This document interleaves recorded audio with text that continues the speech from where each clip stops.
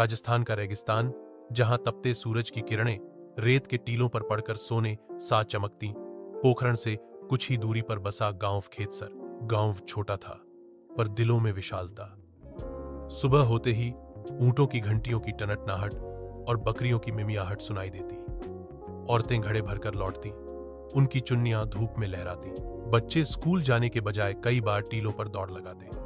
युवक रामू हर सुबह अपने ऊंट और बकरियों के साथ निकल जाता। साथ में उसका दोस्त शंकर होता। दोनों का सपना था कभी बड़े शहर जाकर पढ़ाई करना, पर हालात ने उन्हें गांव से बांध रखा था।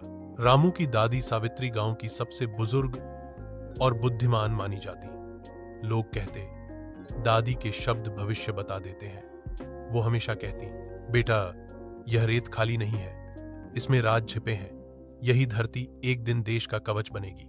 रामू हंसकर जवाब देता, दादी, यह तो बस प्यासा रेगिस्तान है। दादी मुस्कुराती, प्यासा वही होता है जो दिल से बंजर हो।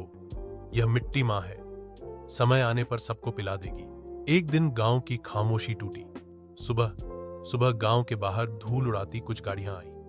उनसे उतरे कुछ लोग, साधारण कपड़े पहने, लेकिन चेहरों पर गंभीरता। गांव के बच्चे उनके चारों ओर मंडराने लगे। शंकर ने फुसफुसाकर कहा, रामू, ये लगते तो अफसर हैं, पर कपड़े तो गांव जैसे पहने हैं। वे लोग सीधे सरपंच के घर गए। दरवाजा बंद हुआ और घंटों तक बातचीत चलती रही।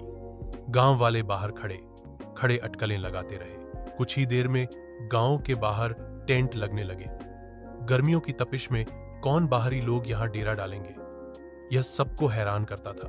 रामू की दादी ने चुपचाप कहा, ये सब देश के लोग हैं, इनके काम में दखल मत देना। दिन बीतने लगे।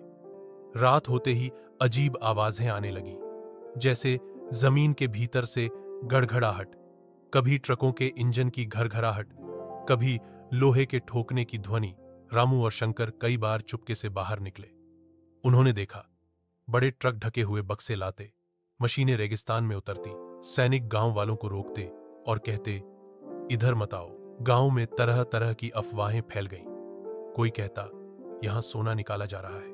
कोई कहता, यह कोई गुप्त सुरंग है, शायद पाकिस्तान तक जाती होगी। औरतें बच्चों को डराती, रात को बाहर मत निकलना, ये लोग उठा ले जाएंगे। पर दादी सावित्री की आंखों में एक चमक थी, ये सब देश की खातिर है, तुम चुप रहो, इतिहास बन रहा है। रामू की जिज्ञासा अब और बढ़ चुकी थी। एक रात वह और शंकर टीलों के पीछे छिपकर देखने लगे। उन्होंने देखा, सफेद कपड़े पहने वैज्ञानिक जमीन में तार डाल रहे थे। कुछ सैनिक ऊंचे कैमरे और मशीनों पर नजर रखे हुए थे।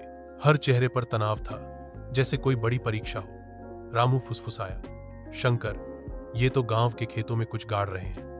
तभी एक वैज्ञानिक उनकी तरफ आया। उसने मुस्कुराकर कहा, बच्चों, यह देश की सुरक्षा का काम है। तुम लोग बहादुर हो, लेकिन किसी से मत कहना। रामू ने साहस कर पूछा, क्या यह काम युद्ध के लिए है? वैज्ञानिक थोड़ी देर चुप रहे और बोले, युद्ध रोकने के लिए, ताकि कोई भारत को कमजोर न समझे। यह सुनकर रामू का दिल तेज धड़कने लगा। अब गांव का माहौल बिल्कुल बदल गया। वैज्ञानिक और सैनिक दिन रात काम में लगे रहते। गांव वालों को खेतों की ओर जाने से रोका जाने लगा। किसी ने सवाल किया तो सैनिकों ने बस इतना कहा, देश की सुरक्षा आपके धैर्य पर टिकी है। गांव वालों में उत्सुकता और डर दोनों बढ़ रहे थे। बच्चे सैनिकों से दोस्ती करने लगे। उन्हें रोटी पानी पहुंचाने में मजा आता। सैनिक भी मुस्कुराकर बच्चों के सिर पर हाथ फेर देते। एक दिन गांव वालों से कहा गया, अगले कुछ दिनों तक गांव से बाहर न जाएं। गांव एकदम सन्नाटे में डूब गया। सुबह से ही हवा में बेचैनी थी। वैज्ञानिक भाग दौड़ कर रहे थे, सैनिक चौकसी बढ़ा रहे थे। दोपहर होते होते अचानक जमीन कांप उठी। पहले हल्की कंपन, फिर जोरदार धमाका। दीवारें हिल गईं, बर्तन गिर पड़े, पशु भागने लगे, बच्चे चिल्लाने लगे। दादी सावित्री ने रामू को कसकर पकड़ लिया। हे भगवान, ये क्या हो रहा है? कुछ मिनट बाद सब शांत हो गया। रेगिस्तान फिर से ठहर गया। गांव वाले सहमे हुए थे, पर सैनिकों की आंखों में चमक थी। रामू ने महसूस किया, यह कोई साधारण घटना नहीं थी। अगली सुबह रेडियो पर घोषणा हुई, भारत ने पोखरण में 5 सफल परमाणु परीक्षण किए हैं। गांव में जैसे तूफान आ गया। हर कोई घर से बाहर भागा, अखबार खरीदे। सभी को यकीन हो गया, कल की घटना इतिहास थी। रामू उछल पड़ा, दादी, तो यह सब हमारे गांव की धरती पर हुआ था? दादी की आंखों में आंसू थे। हाँ बेटा, मैंने कहा था ना, यह रेत ढाल बनेगी। वैज्ञानिक गांव में आए। उन्होंने कहा, आपकी चुप्पी, आपका धैर्य हमारी सफलता की कुंजी था। भारत अब दुनिया के सामने शक्ति बनकर खड़ा है। गांव वाले गर्व से भर गए। कुछ ही दिनों में खेतसर गांव अखबारों और टीवी पर छा गया। पत्रकार आए, फोटो खींचे। गांव वाले गर्व से कहते, हाँ, यही वह मिट्टी है जहां इतिहास बना। बच्चे अब सैनिकों और वैज्ञानिकों की नकल करने लगे। शंकर ने कहा, रामू, अब हम भी पढ़ाई करेंगे। गांव से निकलकर देश की सेवा करेंगे।